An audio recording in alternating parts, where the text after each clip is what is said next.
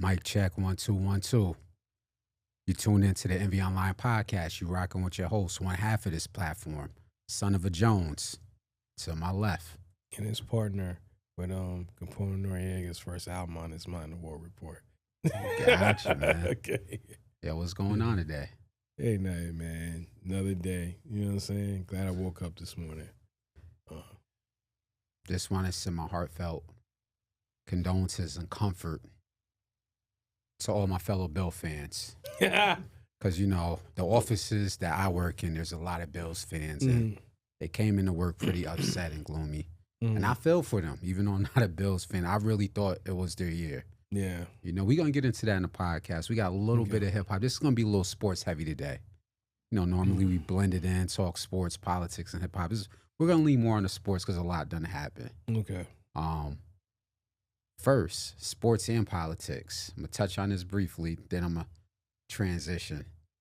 But your boy Stephen A. Smith said he's keeping his ideas open or his thoughts open to making some type of political run in 2028 after he talked to his counsel.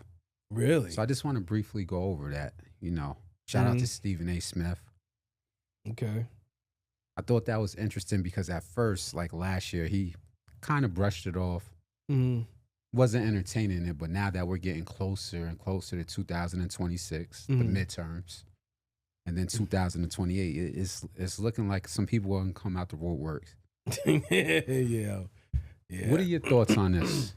What, on Stephen A. Smith? Yeah, What, coming out? Like, I'll paint some context. I'll even give you more.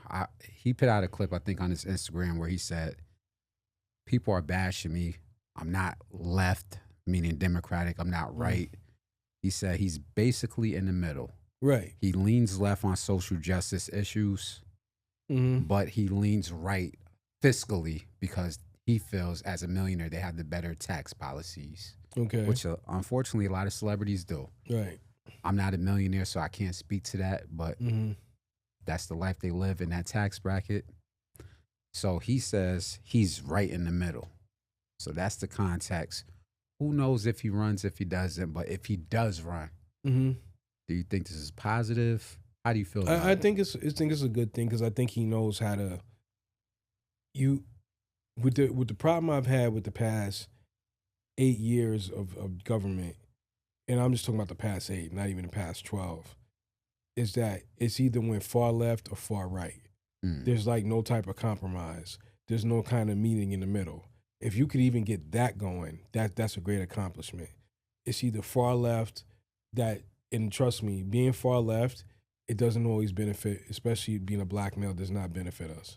Being far right does not benefit us neither. But it's like he says, you know, I'm not against everything that far right wing that the right wing is promoting or behind. Do you get what I'm saying? So it's just, you know, I think he'd be a great candidate. You know, I think also too the narrative out there is that because he doesn't agree with the left club and whatever they want to call themselves, which, you know, they are hypocritical in some of their actions and behavior, that he doesn't love his people or he's a sellout or whatever he is. You heard him. He's from Jamaica, Queens. Yeah, he's from Jamaica. He's still mega sci-fi. Like he had to pull that back and all that. No, not to. Let me keep it 100 and not to go get into a whole rant. From people that are saying that, it's funny because if you go and nitpick and poke or you go observe what's going on behind that, it's like, where's your smoke for other candidates that are on that left side that have said even more worse, horrible things, or done more worse, horrible things for people of color, and y'all ain't got nothing to say about them. But for some reason, Stephen A. Smith, because he doesn't want to, you know, just bow down and say yes, yes, yes to everything that the left does, he's considered a sellout. If you listen to a lot of men of color, especially black and brown, they'll tell you they don't agree with it either. But that's neither here nor there. Hold on. So I want to touch on that real quick. I'm in agreement with some of what you're saying. I think some of the criticism isn't just because he doesn't want to, quote unquote, bow down to the Democratic Party. Some fair criticism that I've seen is It seems like every time sort of a social justice issue comes up, like with Jasmine Crockett Mm-hmm. and others, you go extra hard on coming down on black women. Okay. But yeah, I see your face. Yeah, go ahead. I see your Yeah, face. Mm-hmm. But you're letting the other side skate because you agree with them fiscally. Yeah, like when you say coming down on black women, he just basically, from what I got when he talked about Jasmine Crockett, he was basically saying like, you keep going against the narrative, which is Trump. Let's just call it what it is. Mm-hmm. And I get where she's coming from. I do in some of her stuff, but she ain't always right. And his thing is, you might want to try to work with that because you can't pass no bills going to war all the time. And Can I? Go ahead. I don't want to cut you. I just want to throw this in there. Go ahead. Is it fair to ask somebody to work with them knowing he showed us already that he's not going to bend? That's Correct. all I wanted to throw in there. Correct. But I think what it is like, well, let me put it better this way. Maybe you don't have to work with him, but everybody in his camp ain't always against the narrative. Do you understand what I'm saying? Yeah. So I think, I mean, she's, I'm rooting for Jasmine Crockett. I mean, I don't got no personal issues with her policies, but I think that, you got to focus on getting things accomplished. I think, let me say this, and the reason why I do like Stephen A. Smith, the only thing I didn't agree with him on, and I know you know what I'm talking about, is when he tried to defend Jerry Jones in that picture, stopping those 3 black boys from going to school. That was the only time I looked at him crazy, like, yo, you bugging. But otherwise, I got a couple more, but I feel you. You know what I'm saying? That's why I kind of looked at him.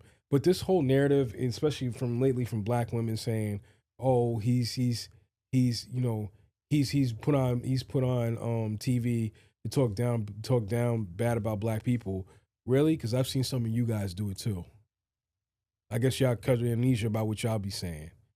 So, I really want to say to those individuals that got something to say about him, it's funny because Dave Anderson says some of the similar situations. Similar, if not, he doesn't say the exact comments, but he has like some same similar criticism, and they got no smoke for him. Difference is he's not paid and bought for it, so you can't out-talk him, outmaneuver him, try to make it seem like, oh, he's on his side. He just knows what he's talking about, and clearly he does because y'all don't want to smoke with him. But that's another conversation for another day. So over and under, do you think he runs? Yeah. Okay. Yeah. He's lined up everything. And I mean, let me also say this. He can talk to both sides. I think that's what you need. You can't just be going jabbing against one side and then think that you're gonna get like a number of votes. He kind of is I don't want to use the word neutral, but he says he's independent. Yeah, he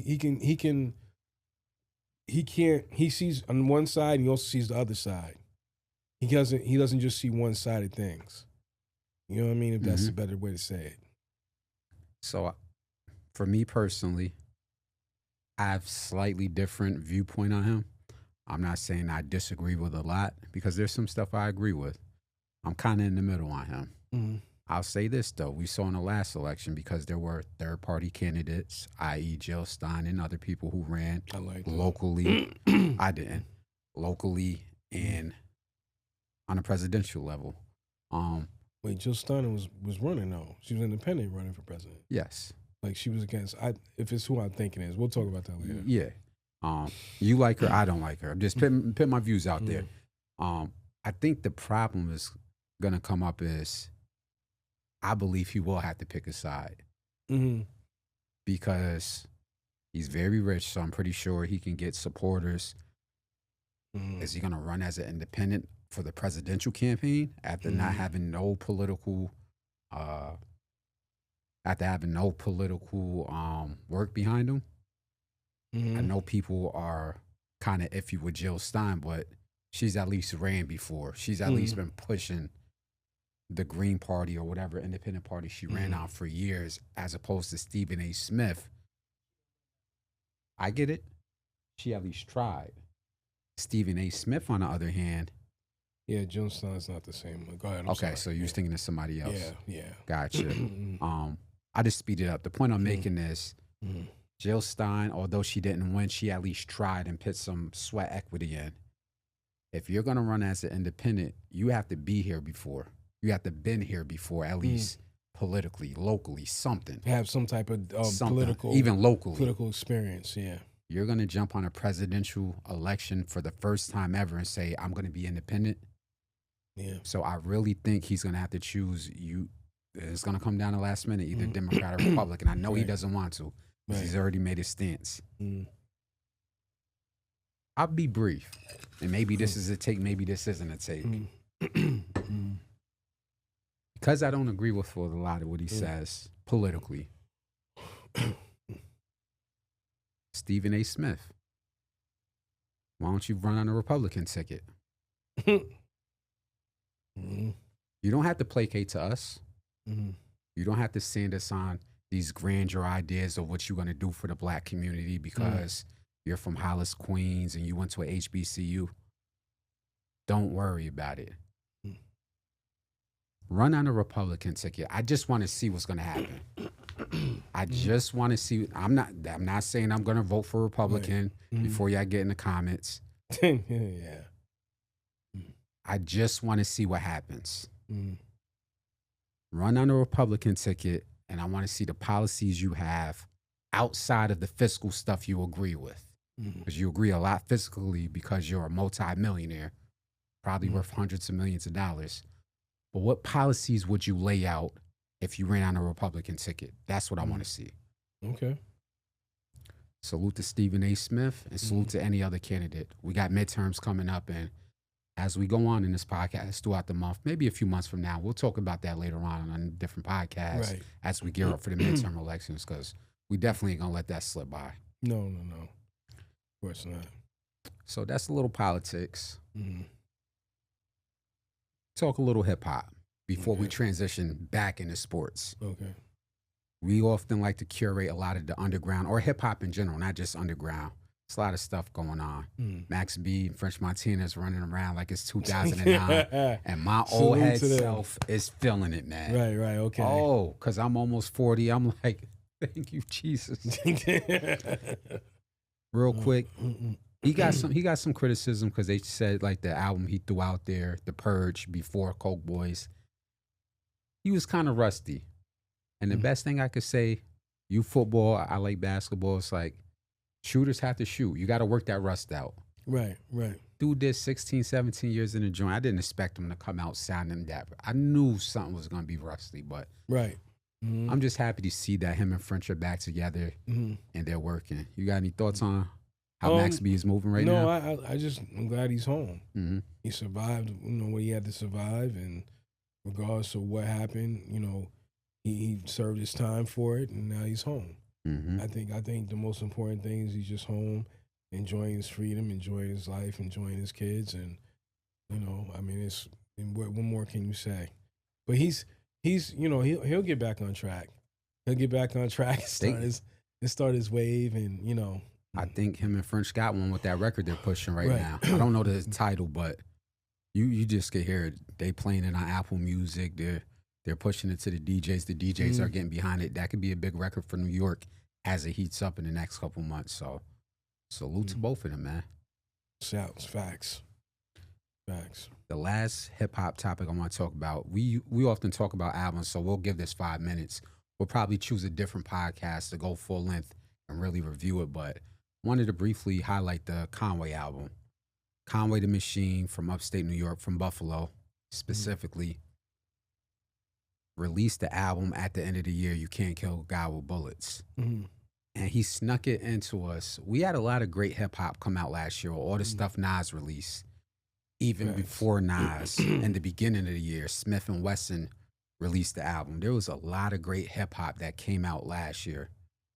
At the very end, like the 11th hour, Conway the Machine releases You Can't Kill a God with Bullets at the end of December.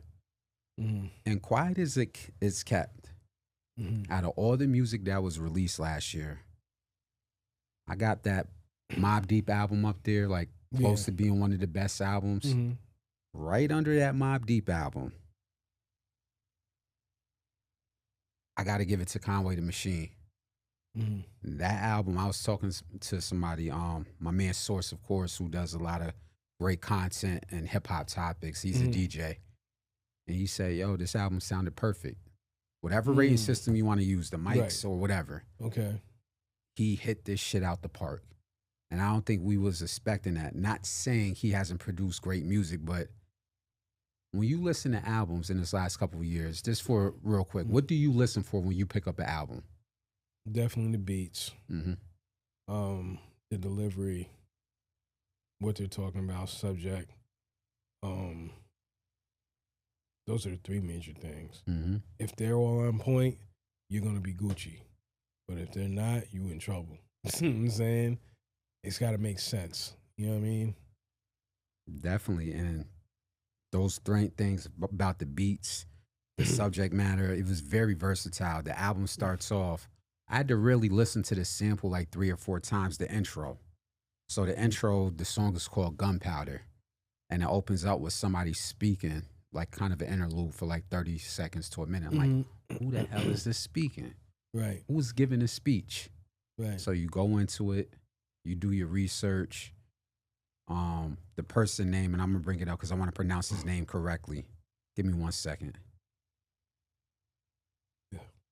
So the person he has that he sampled is a speech from Jamil Al-Amin, H. Rap Brown, Okay. who was a minister of defense with the Black Panther Party, a political prisoner. He's given his infamous speech, Gunpowder. Right. So that came from his speech that he sampled and pulled into there. So the album starts off very, very pro-black. So usually when you get these albums, they come at a certain time, like around February. Right, Like, right. no, like he released it on his own time. And you could just hear it throughout the album. He's preaching this very pro-black us message. Right. Go back and you can Google the speech Gunpowder by H. Rap Brown and see how he's fitting that in there. And then he had a single that he posted, BMG.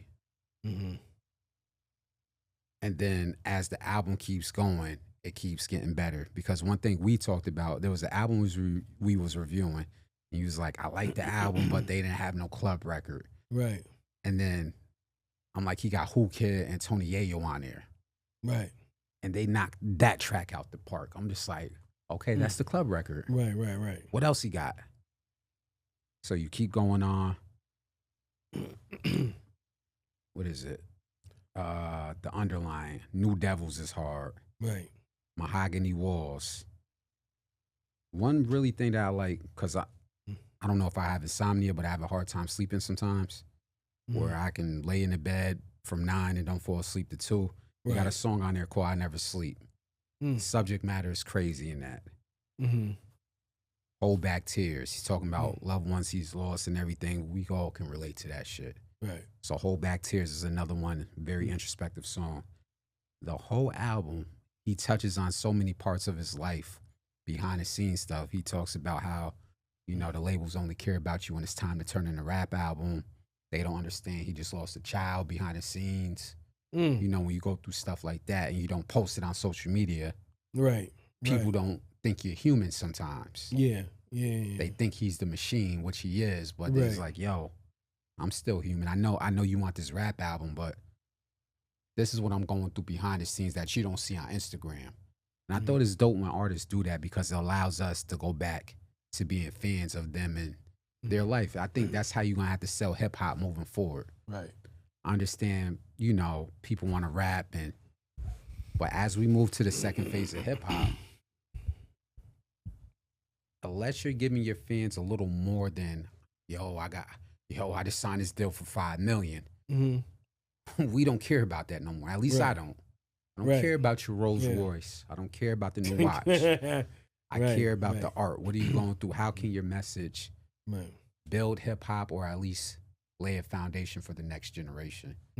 And I thought this album through and through, like I told you, is very close to being a 5 mic album. Wow. I don't know what's missing on there. somebody might be nitpicky and say, well, he didn't freestyle 100 bars and sound like Jay-Z. Okay. Right. Quiet as it kept. You Can't Kill a Guy with Bullets by Conway the Machine might be a 5-mic album. Wow. That's saying a lot. Quiet as it's kept. I don't want to go through 2026 and listen to another whole slew of albums, and Conway doesn't get the credit that he deserves for this album. That might be a 5-mic album. Change my mind. What is Conway the Machine missing on that album? You got club records, you got introspective records, you got about his personal life, you got great production. You can play the shit in the gym, you can play the shit with your homeboys, you can play the shit by yourself if you're going through something, like every level. We used to say that about albums, yo, can you play it around your homeboys? Yo, can you play it in the club? Can you play it around girls? Every level you can play that album from start to finish and get something out of it. So salute to Conway the Machine. He put out a great piece of art. You know, he talked about where he got the title from when they shot him in his head and he survived, i.e. You Can't Kill a Guy with Bullets. But amazing album. And as I said, I hope hip-hop culture and media gives him the recognition for that album, because 5-micer. Got anything you want to add? No, I'm just not surprised because him and Benny and what's the brother's name? Westside Gun. Like they've always been dropping cosmic. It's just the consistency. Like it's always bangers, banger after banger after banger. So I'm not really shocked that he's dropped that type of material. I don't think, but we're in a different era now where it doesn't really, we don't have the visuals no more like we used to. So I give him credit. He put one or two out. I hope he puts more out, because you always talk about that. Yeah, like, but they're definitely consistent in their music. Their music is always on point.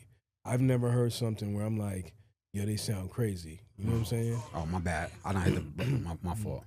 No, it's okay. You know what I'm saying? So yeah, I'm not shocked he dropped that type of material, that type of classic artwork. That's definitely a banger. Yeah. So I look forward to what else is happening in hip hop. Go ahead.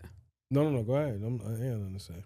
Oh no, I said I look forward to what's going to happen in hip hop. It's already starting off good. We got news that J. Cole is releasing his final album, The Fall Off. You can pre-order the vinyl. It's out coming February. What's it on Rock Nation?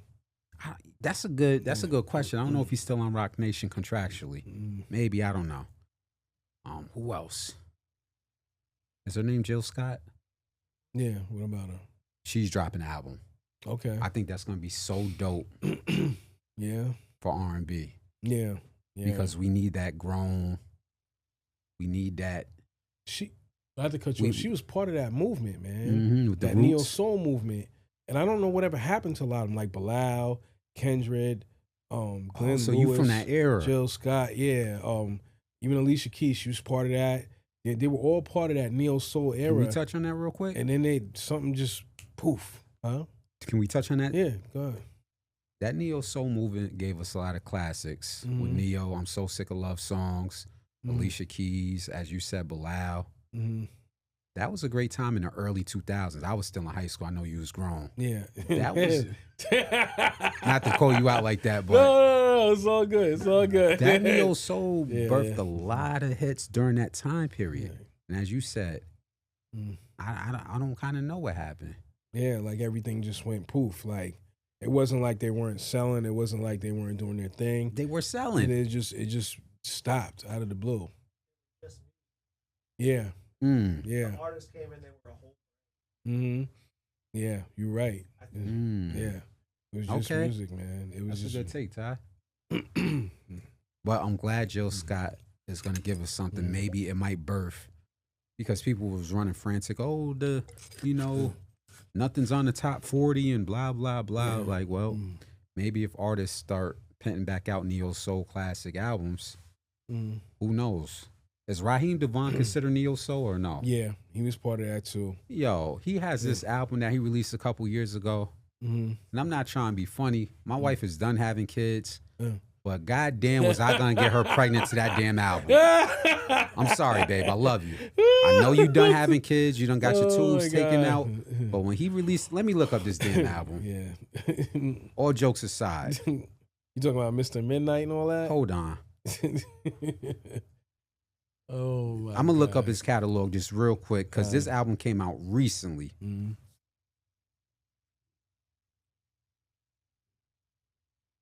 Discography. It's either Fall in Love or Winter in Love. Mm-hmm. Let me look up Fall in Love real quick.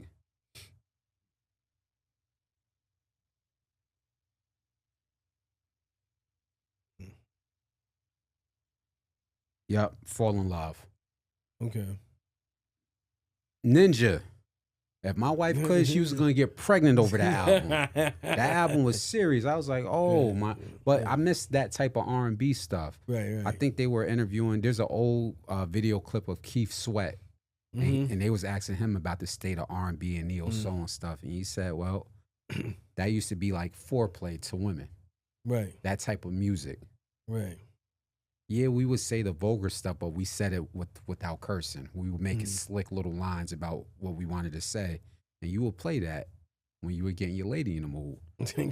When you got these rappers harmonizing as singers, right, and they talking about singing, shooting the block up, that's... I don't think they getting their coochie wet off of that. You know, so... Oh, my God. We need the Raheem Devons. Oh, my God. We need... Neo to come back. I know he's busy with his 5 girlfriends, but Neo, can you please give us another album? Oh my God! But with Jill Scott and the other ones, like we need that grown, hairy coochie music. If you don't get the reference, Trey Songz is part of that too. Shout out to Trey Songz. Yeah, that's my wife's favorite R&B singer. Yeah. I can't mention him around her because she starts blanking out and shit like that. Oh, Trey Songz with the braids. Oh my God. But yeah, we need that grown. We need that grown music. You know, so I'm looking forward to that. Jill Scott and J. Cole release albums in the same month. So it's kind of back to back. So if you like J. Cole, go out and support him and actually buy the artwork. You can pre-order the vinyl.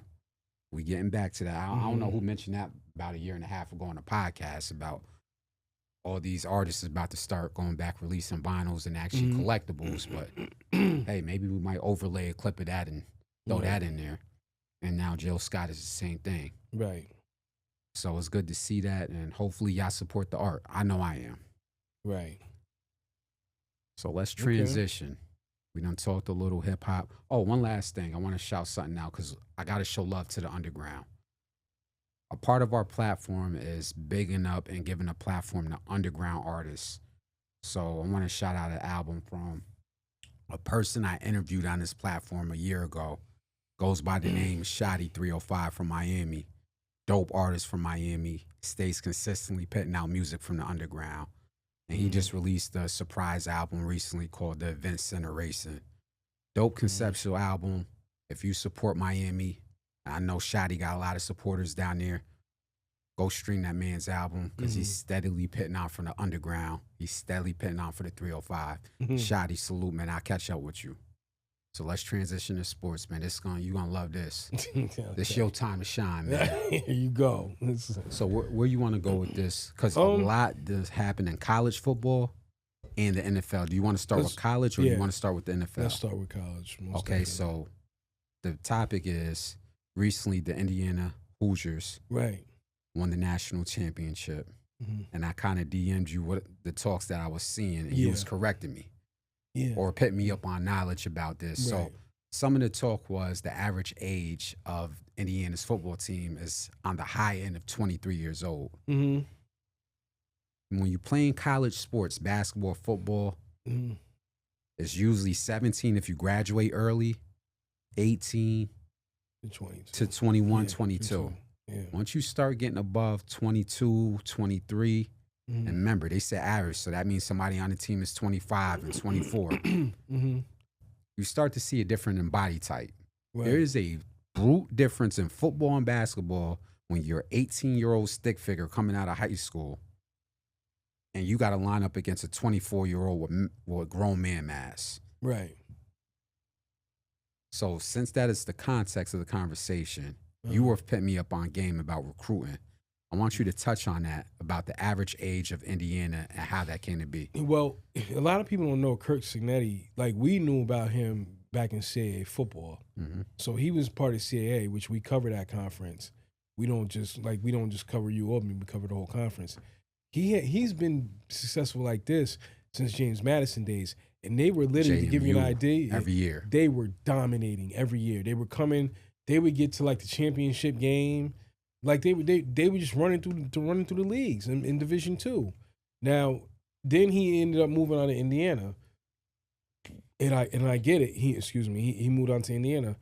And he turned the program around. He brought a lot of the JMU players. A lot of those guys can play Division I.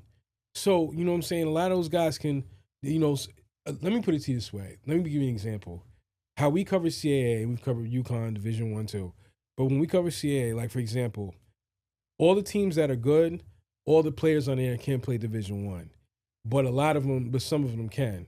So, for example, you mean like from mid-major to high major? Right. With JMU, I think they had a lot of Division I players, a lot of players that could play Division I. High major, yes. So, for example, we cover Rhode Island.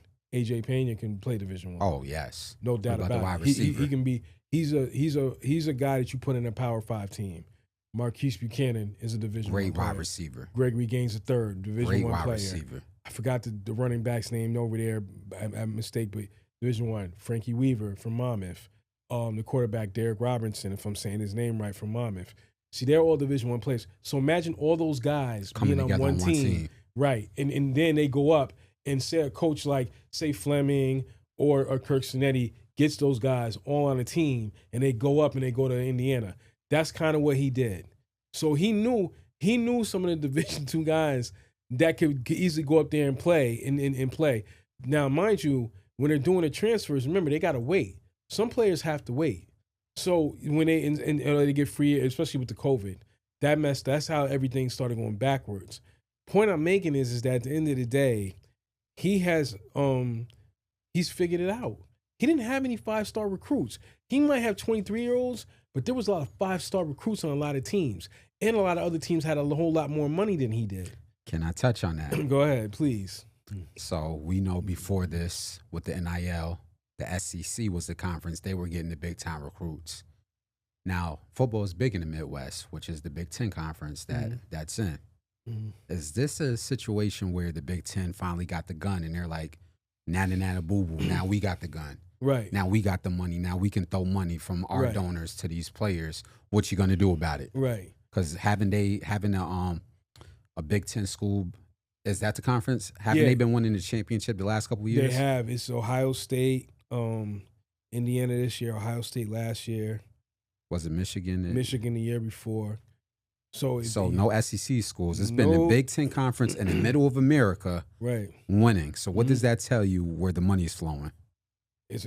Yeah, I don't think it's just the money. I think it's the fact of, Michigan has the money, but Indiana didn't have the money, but they will now. Because I don't know if you know, Mark Cuban is a booster. So yeah, Mr. Billionaire. Cignetti's gonna get a very big backing, and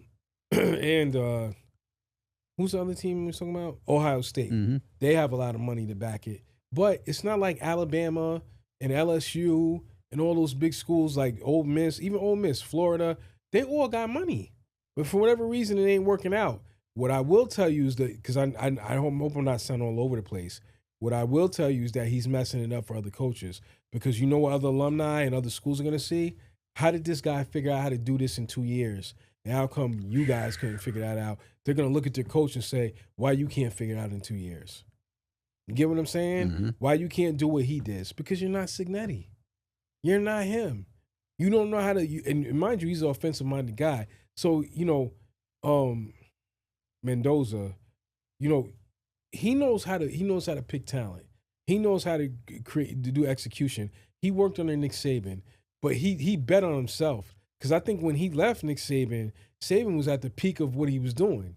So then he went to Division II, which God knows, God bless him. That's a big risk. You bet on yourself, but look at him now. You know what I'm saying? So I think that it's going to put a lot of pressure on a lot of coaches. It's already a lot of pressure. They expect you to change a program within 3 years. Before, it used to be give me 4 years. Yeah. And we'll change it. Now it's looking like 3. And what Cignetti just did, it's going to now look like, well, you better start doing what he did. We'll give you the money. Because look at what LSU's doing with Lane Kiffin. Mm-hmm. They said, we're going to give you $24 million to go out and get the players you need to win. I think their only saving grace is something that just happened. I'm going to bring this up for college sports. This just came out today, or maybe within this week. Duke player Darian Mensah is getting sued from Duke for breach of NIL contract. So because he wants to transfer? Yeah. He's probably got to get that money back. So here's the context. With him getting sued, if this is successful, if he has to give the money back, or a rule is now in place where you can't just transfer every year. Like, if you take a certain amount of money, there has to be a clause, or teams get to add clauses. How do you think that might help college coaches retain players, or kind of battle against what you're talking about, being told you got to change a program? It's hard to change a program if I bring in all these 5-star recruits and they're about to transfer at the end of the season. Right. So what are your thoughts on Darian Mensah being sued by Duke because the transfer portal, and how that may play a part in this? I think it's, I'm not against it. I'm not for him getting sued, but if he signed a contract and said, then I'm going to stay here, this is part of the business you have to acknowledge. You got to stay here behind there. You can't just get up and transfer up out of there. Especially to like $500,000 for a year. And you've already taken the money. So especially if you've already taken the money and you've already spent it, unless you can give some money back, you can't go. We're not going to cut a check to you to just stay there. This isn't the NFL. And this is what happens when the NCAA didn't sheriff or control this or make this something that they should have made it. They didn't check it. You get what I'm saying? They didn't do what they were supposed to do. So now it's like the Wild Wild West out there. You got kids wanting to go. Okay, you can go, but you got to give me my money back. We ain't paying you $500,000 to just play here one season. That was for over a period of time. Now, if you think you'll get money somewhere else, you might want to tell that school to cut the check to us. You know what I'm saying? Whatever you owe us, they needs to come out of your next deal. Hope that works out for him. Yep. In general, because me and you talked about this. Do you think? Because the only thing that makes Mensah important, or makes him like, not to say he's a bad quarterback, that made him relevant because they were playing an ACC championship game. But otherwise than that, they didn't even make they didn't even make it. Which that's a whole nother. We're gonna have our next podcast. We're gonna kind of, remember I told you once the football season ends, we're gonna revamp even college and pros.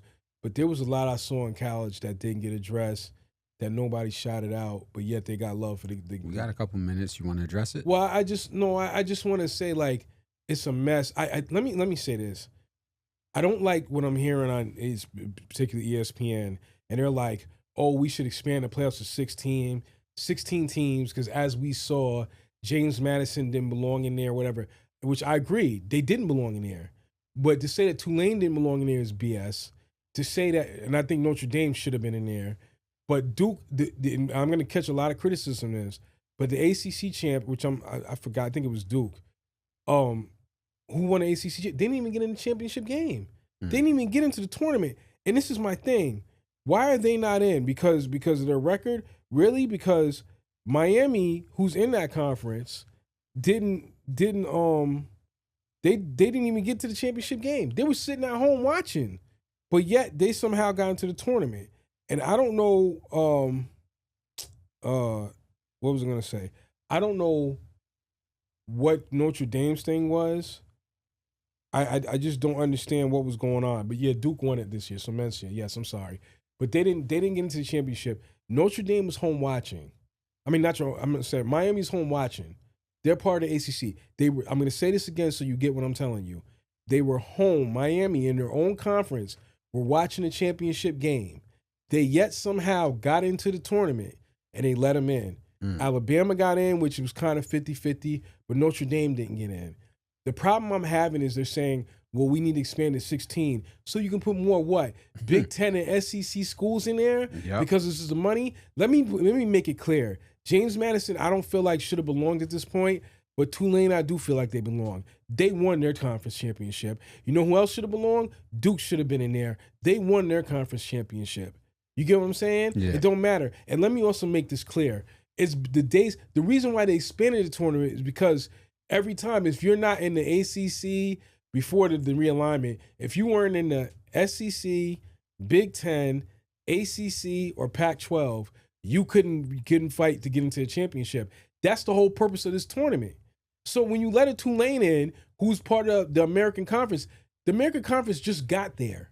So yes, it's not going to look great that first 1 or 2 years, but maybe next year they will have a compete to get in there. And when they get in there, they're gonna mollywop teams, or they're gonna mollywop somebody. You're asking these guys right now. You're talking about Tulane shouldn't have got in, or they should have just sat home. No. It doesn't work like that. If you win, you win. And I think the other issue is, look at what Notre Dame, because Notre Dame is crying and complaining, which they are in their right. I get what's going on. They like, yo, we had a better record, we had a tougher schedule, or whatever they felt the reason, which I do feel like they should got in. But at the end of the day, then you run around making threats saying the ACC messed up. They should have went to war for you. No, they shouldn't. No, they shouldn't. They went to war for Miami. I think they, be honest with you, they should have went to war for Duke, because Duke deserved to get it because they went in. But they're in that conference. They're gonna go with who has the back. And let me give you a jewel, because I know you do follow football, but this particular part, I know you don't. I'm not sure if you know. So Notre Dame, we clearly know, is not in the ACC, right? Yes. They're in every other sport for the ACC except football. So mind you, when they get into the playoffs and they get their money from the playoffs, they don't share any of that with the ACC. Miami has to share with the ACC, other schools. Notre Dame don't. Wow. They just get what they get from their football spot. So, I mean, now other sports, now the women's basketball, the men's basketball, if they get in, they share with the ACC and the conference. But when in football, they don't got to share nothing with them. That's all them. So when the AD's running around and saying, yeah, the ACC is going to be sorry about it. Really? Really? Good luck, because we'll put you out there and independent with the rest of your sports and see how that works out for you. Don't get too cocky. It was a one-off, man. You'll probably get in next year. We all know they probably should have got in there, with the exception of James Madison. They should have been playing in James Madison's spot. But I just have a problem with what Cam Newton and them all saying, because Cam Newton, he's an SEC guy, so he's going to think that, oh, it just needs to be SEC and Big Ten schools, which is complete BS. That's complete BS. We already see enough of them playing each other on Saturdays. We don't need to see just nothing but SEC and Big Ten schools in the tournament. We don't. Agree. I don't agree with that at all. I think that was wrong. Definitely agree. So we got two more, one topic, and then we're going to jump into the NFL, because I know you want to go in on that. Mm-hmm. So real quick, I want to shout out the game I covered for the American East basketball, University of Albany. They beat Vermont. So if you follow college basketball, we cover mid-majors. We do a lot of mid-major coverage. Albany started the year off very rocky, the men's basketball team. And it wasn't looking good. They didn't win a lot of regular season games. Conference play came, they start turning up. They just won 3 in a row. They just played Vermont at home. Got close to 4,000 people in that arena. Packed the arena out. The whole arena was behind them. Shout out to the mayor of Albany. Dr. Dorsey showed up with her husband. So the mayor was in the building. And they just put on a great performance. Me and you've been covering Albany since 2017. Men's, women's, football, everything. That was probably one of the best basketball games I've seen since 2017. Wow. Bar none. Game started off very slow. They got a kid named Gus, number 19, on Vermont. And he was working them out, man. Yo, that man was working him out. Yeah, he was looking like Joker out there. Right. Okay. 6'9", 250, just mass. Getting to the block, just drop step. I was like, oh, God. Yo, Killings, I got love for you, man. But I was over there when Gus was moving. I was like, I don't know. Something happened. I'm going to use an analogy. There's a famous clip. I don't know if you've been familiar with boxing. Yes. So there's a boxing coach called Teddy Atlas. Teddy Atlas is in the ring with this fighter. I think his name was Bradley. And he gave him this speech about we are firemen. They're like this clip went viral. He's telling his fighter, we are firemen. We don't run from the flames. We're used to the heat. Now, when you get back in there, I want you to extinguish the flames. Right. And that clip goes crazy. I want to use that analogy to what Albany did. Mm-hmm. That game started out with the flames being thrown on them. And something clicked, whether it was their belief in their self, whether it was discipline, whether it was coaching. They stuck in the fire and slowly started to extinguish the shit. Mm-hmm. If you would have watched the game, you would have thought they were getting blown out by 30 points. By the time the halftime came, they were up a couple of points. Took all the wind out of their sail, and it was like, yo, we're here. Like, they had their moment in that gym that day. Mm-hmm. Shout out to Coach Killen. Shout out to the assistant coaches, because I even saw the assistant coaches. I think his name is Coach Jenkins. He was coaching up one of the players. I don't want to mispronounce anybody's name, so it was a collective effort. From the point guard Amir, he was the leading scorer. He got a lot of praise. Their bigs, the double big lineup. Zach led the team in rebounds. It was just an overall team effort, team discipline win, and they really had a big moment for the American East Conference. And if they keep that style of play up, I don't want to get too far ahead of myself, but if they keep that style of play up, what they did in Vermont, they're going to be tough to beat. So salute to you, Albany. I just had to shout that out because we covered the game. Right. Last kind of sportsy topic before we go into the NFL. Been wanting to talk about this reporter situation that happened with Jacksonville. And me and you was talking about it. Yeah, go ahead. So the significance of it is a little context. A reporter who has 30 years under her belt, who has been reporting for 30 years, named Lynn Jones Turpin, was reporting for the Jacksonville Jaguars in the NFL. We all know how hard it is to get media credentials from the NFL. Correct. The Jacksonville Jaguars lost the game in the press conference. The clip goes viral of her being positive for about 30 seconds. And for some reason, legacy media bust a brain vessel. They were all over social media. That's not professional, and that's not the time and place. And who is she? They gave her media credentials. Everybody jumped the gun. What's the number one rule in media or journalism? Do you know the number one rule in journalism? No. Check your sources before you open your mouth. Yeah. Everybody was going in on this lady like she was a 2-bit reporter that got lucky to get NFL credentials. Now, as I just said, me and you have been applying for the NFL for how long? Too long, double digit. No, The point I'm making is they don't just give NFL credentials to anybody. Correct. That's where I was going with I want to say like 8-10 years. If you're lucky to get an NFL credential, you earned it. You got probably 20 years under your belt. Correct. And nobody in legacy media was giving her that respect. The Jamel Hills, it was a few people. It wasn't it was a few black people that was going at her and had to apologize once they figured out when she started her career, you was in middle school somewhere wiping your nose. Yeah.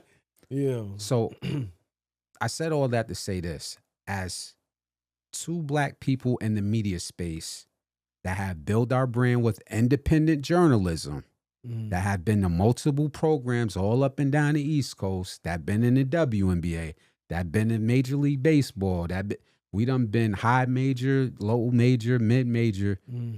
What was your thoughts on that before I get into the crux of the conversation? The fact that they went after her like that is insane. And I'm not surprised because the way it just goes to show what they really think about us. And like you had brought something to my attention a few years back. I'm not going to say no names. There was a situation with a WNBA reporter, and somehow they sent something that how they really felt about a certain reporter, i.e. that looks like us. Another person was palm colored, and they caught wind of it and posted it on a social media site. We all saw it, and then they tried to backtrack it, but it was too late. It just goes to show what they really think about us. It goes to show they think we're unprofessional. But let me call this what it is. Y'all want to say that she's unprofessional until y'all found out her credentials. Let's talk about the unprofessionalism I see when we're at games. Go in, Azar. When cats are sitting up there downloading Seinfeld or they falling asleep, or falling asleep during a Sweet 16 conference on national falling TV. asleep in press conferences. Mind you, they sitting up there, they're watching a game while the game's going on, and I'm not talking about a game that has like something to do with what you're they're talking about. Right, just watching the game, chilling, just up there chilling. Can we also call this out, which is for two people in media that's been doing this for 15 years, we're going on 20 years independent. Yeah. Let's call it spade a spade. Mm-hmm. A lot of y'all legacy media got bullshit ass questions. Facts. Can we call that out? Facts. Y'all sitting up there talking about, oh, well, we was trying to get a certain question off and she was taking our time. Did you see the question they asked Aaron Rodgers? The same reporter was asking a bullshit question. Aaron Rodgers was looking at her like, what did you ask me that for? Yeah. We seen that with our own eyes in college media. Yeah. I'm not going to name a program because we do too many of them, but we sitting back there like, you just asked that man that same question 3 times in a row. What do you want him to say? Like, for y'all to have 20 and 30 years and want to gatekeep media because y'all don't want us in it, y'all really not good reporters. They're not good reporters, and they just had opportunities that nobody else has. Thank you. And at the end of the day, they're horrible. They don't know what the F they're talking about, and they shouldn't be there. And half y'all, I was at a media day, not going to say what conference. Do you know the one writer, his whole objective was to walk around and ask every school about this one player at a school he was covering? I said, what in the hell is that? That was his shtick for the day. Yes. That's all he had. He couldn't tell you anything about it. He couldn't tell you, bro. Where do you find these people? Then, mind you, let me also blow up another gem. We're going to go back to this another time. You got cats up in here going with a newspaper. You got like 3 or 5 kids up there. Mind you, you go in the newspaper article got like maybe a paragraph in it. Paragraph at best. So why do these 3 to 5 people got to go? But they get the media credentials. Learning to do what? They get the media credentials to cover the summer camps, to the NFL. Beat writing, supposedly. They ain't beat writing, man. They sitting over there laying in the sun catching the tan. The overall context, before we keep rambling, was as 2 black media people, and I hate that we have to put a race on it, but this is our reality in the media space. We done seen it all behind the scenes. So when that happened, I was like, oh shit, we know what she's going through. Let me also say something, because I don't know what's going on behind closed doors. The NABJ needs to start talking up. Fritz Pollard Lines better start speaking up. And the NAACP better start speaking up. I don't know what's going on behind these closed doors, but it seems to seem like it's the same people that don't look like this. I keep saying this, and I said this in a previous podcast. When you keep seeing, when you look at ESPN, you look at Ryan Clark, you look at Shannon Sharp, you look at Stephen A. Smith, you look at all these guys having their movements, and you think that we made it. You look at Kimberly A. Martin, you think, oh, they're making it, we're making it, Pam Oliver, all of them. What you don't see is when you're in that press room.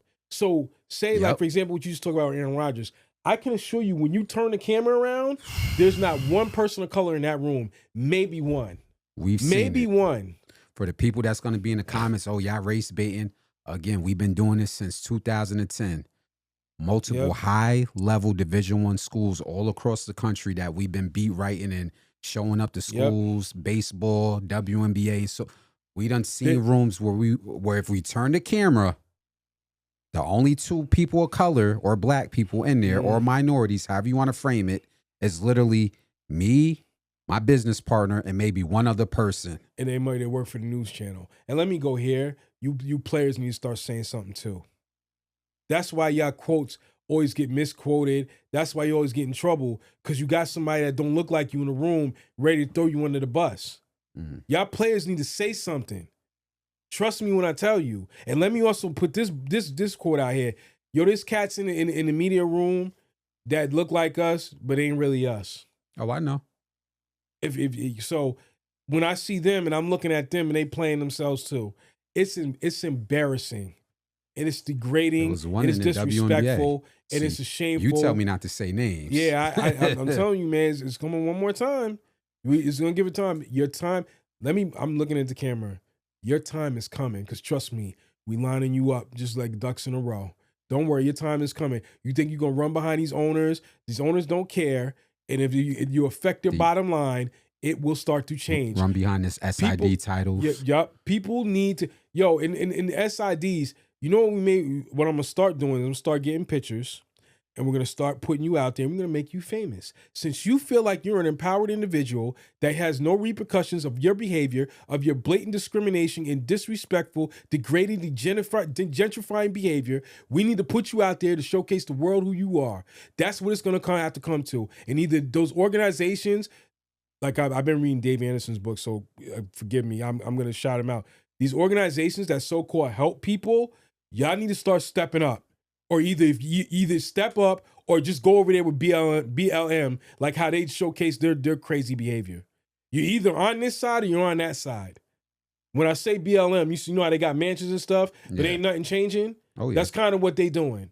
So it needs to be called out. The whole purpose of what happened to that woman was they're saying, oh, that was unprofessional. It wasn't unprofessional. A lot of people came out and defended her. Even Jacksonville came out and defended her. And salute to Jacksonville for having a person of color in that room. Because a lot of these organizations do not. They do not. Trust me when I tell you, they do not. These SIDs, you're going to start getting called out. We're going to make you famous. You're not going to duck and run no more. I'm done doing that. And somebody needs to step up and do it. Because at the end of the day, it's not being called out. We just keep saying, okay, well, we're not big enough, so we might just accept it. Yo, let me tell you, there was one NFL organization, and matter of fact, like even Troy Vincent, he should be ashamed of himself because he knows better, but he keeps putting his head down. One organization, they were letting in a guy who just he was a fan of the team for 20 plus years. Yeah. They were letting him in the press booth. He didn't even have a media pass. He had no blog, no nothing, no articles, nothing. He just was he was just a big time fan that they just let in there and just sat in the press room. Really? You ain't got no space. You got plenty of space. If you stop taking those newspaper kids that ain't doing nothing but just sitting here like this, texting with their girlfriends, they ain't watching the game, they ain't doing no quotes, they ain't doing nothing. Do you think, do me a favor, next time you do, I don't care who gets mad. Go in the Times, right? I read the papers all the time. Go to the New York Times. I can assure you, when they or Daily News or whoever's there, look at the article that they write for the game. It does not take 5 people to do that. Does not. Then if you do get in, let me drop this gem. If you do get in, they have you sit in the press room after the game, the post-game interview, and they tell you not to raise your hand. Just sit there and just be a symbol. We done seen that personally. Facts. In the WNBA. I'm going to call it out. I'm going to say this one more time. Me and my partner we're done playing games. You want to play that game, we're going to make you famous, and we're going to put you out there. And it's going to affect the bottom line. You can play chess all you want. We already got the drop. So I'm telling you now, if one more person, one more individual says they don't acknowledge our emails, they don't want to talk to us, they want to just act like, yo, you just a small guy, we ain't talking to you. Don't worry, you're gonna talk to somebody. Trust me, you're gonna talk. Everybody's gonna know you. Don't worry, everybody's gonna know you. Good luck with that. And I'll be honest with you, make another call. I don't know how players are keeping quiet about that too. But to your point, I'm glad Jacksonville as a community stood up for facts for Lynn Jones-Turpin. And we support her message because she got a chance to defend herself and made some people apologize in person. Yeah. As loud as that disrespect was, the apology needed to follow. And Jamel Hill's bought and paid for it, so I don't really got nothing to hear what she's got to say. I'm not a Republican or a Democrat, so you can't come out here and say I degrade black women, because that's the first thing they go to when you don't want to agree with them. Oh, you must hate black women. No, I just don't like your sellout ass. That's what that is. Yeah, that kind of was for another day. That was disturbing to see Jamel Hill. She says a lot of disturbing things. If it's not what she's bought and paid for, that you don't want to back it, all of a sudden you got some type of issue. No, I just don't mess with what you're saying. That's what I don't do. Last time I checked, you don't have no outlet that has any. What is she saying for black press? She Jamel Hill, out of all people, who's been a beat writer, knows how it is in those rooms. What are you doing to put other people in those rooms? I've never heard her speak up. Really? You worry about what Stephen A. Smith's doing? What about you? This goes back to what I've been. We can go back as far as Malcolm X, but I'm not going to do it. Let's just say this. We keep trying to be at somebody else's table when we have our own. You have your own movement. Yet I ain't never seen nobody else go in the press room representing the Jamel Hill podcast. I don't see nobody in the Giants media room. How about the Knicks? How about Detroit? How about the Pistons? How about the Lions? How about the 49ers? How about the Tigers? How about the Bears? How about the Texas Rangers? You could put people in those rooms. You choose not to. So I don't want to hear anything about you giving any type of criticism. Whatever, man. Don't get me going. It's just all because I know we on limited time. There's a bigger issue, and a lot of black press are kind of scared because they feel like, we'll never get the door. The door get permanently shut. The door's already permanently shut on us. Thank you. So just put the light on them and let them shine. You want to shine? We'll give you all the shine you want. Go right ahead. Don't worry, we're gonna make you famous. People will know when they see this, when you put this clip up, they're gonna know. People are gonna see it. And I can assure you the SIDs that's being goofy, they're going to see it. Don't worry. I'm going to make you famous, whether you want to be or not. Period. So I definitely had to touch on that. We got one last topic, and we're going to wrap this up, Ty. Okay. So got to talk about what happened in the NFL. You want to go with Buffalo? I'm just going to pick one. Or you want to talk coaching? Let me know how you want to when you talk about coaching, what do you mean? The Giants getting Harbaugh, the Atlanta Falcons getting Stefanski, Mr. Atlanta Falcons over there. Well, let me elaborate on that real quick. Okay. So the Atlanta, who has a predominantly black fan base, but we won't go there. Who played there? Deion Who's your favorite Sanders. player? Being primetime Deion Sanders. Who's his son? Shador Sanders. How did Kevin Stefanski handle that situation? Horrifically. But Atlanta's about to let Stefanski to the ATL? Remember I was telling you, and I'm going to play along this because I know you got time to do this. So Arthur Blank had a consulting firm. So I'm going to do this now because I know you'll be able to do this. I want you to put up a shot of that consulting firm.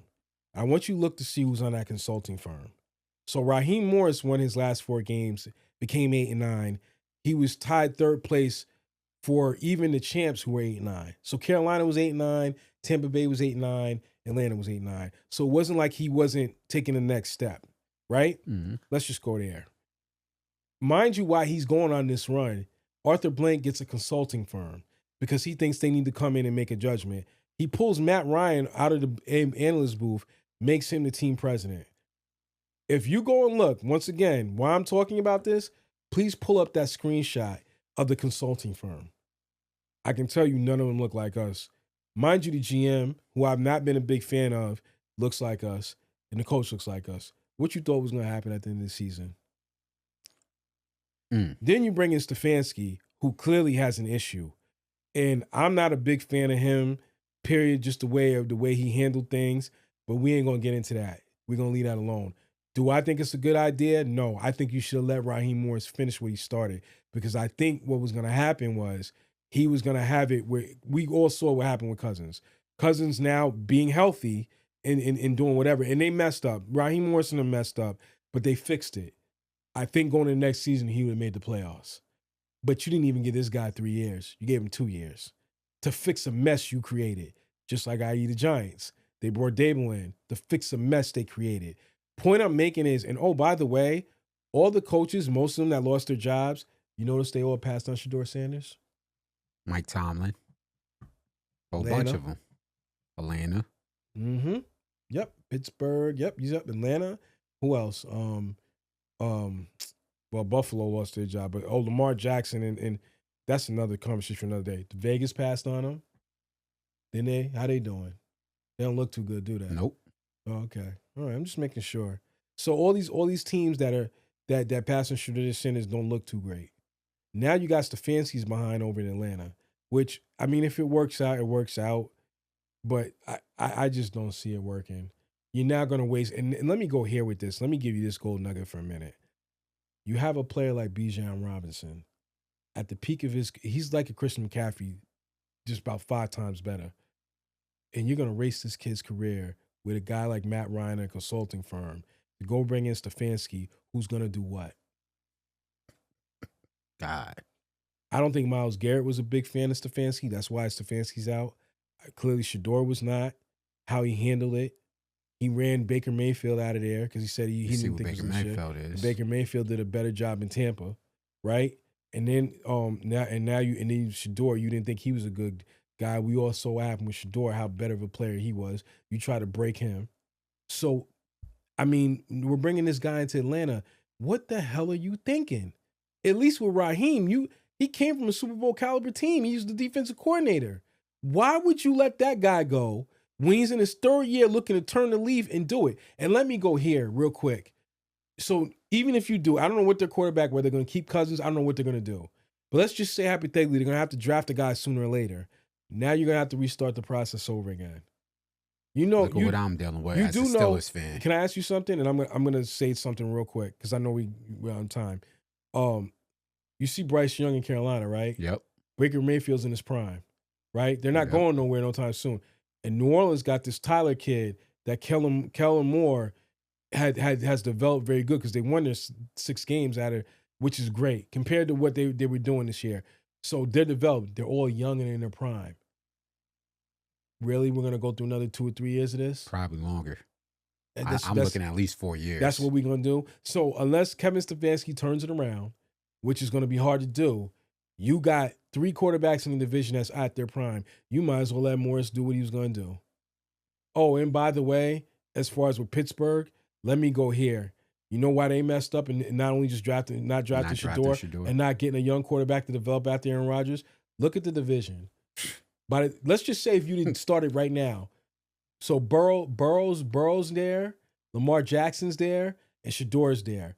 But Burrow, by the time you would have developed a guy right now, when he's got his peak, Burrow and Lamar are going to be coming down. So or you hope they will. You'll be able to catch up to them. You have literally just deaded yourself. So I don't know, man. These I'm going to say it again. Me and you can do the job that they're doing. You don't need a degree to make the horrible decisions they're making. Once again, please put that screenshot of that the consulting firm up there. I got you. It will tell you everything you need to know and why Arthur Blank done lost his damn mind.